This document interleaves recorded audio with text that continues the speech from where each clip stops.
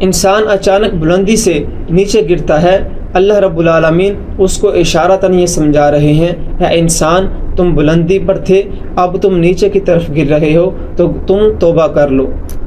کیونکہ دیکھیں ہر انسان کو اپنے اعمال کا پتہ ہوتا ہے، وہ کیسے اعمال کر رہا ہے، ایک دن میں وہ کیا کیا عمل کرتا ہے، وہ اپنی زندگی میں اس وقت کیا اعمال کر رہا ہے اور وہ کیا کر چکا ہے۔ اس لیے اس کو یہ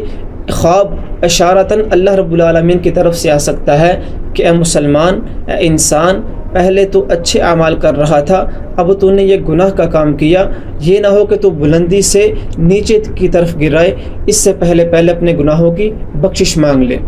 یا اللہ رب العالمین نے اس کی رہنمائی کر دی کہ تم یہ کام کر رہے تھے، اس کو چھوڑ دو، اس سے توبہ کر لو۔ تو مجموعی طور پر اس کا مطلب نقصان بھی ہو سکتا ہے۔ تو اللہ رب العالمین انسان کو یہ اشارہ دیتے ہیں کہ انسان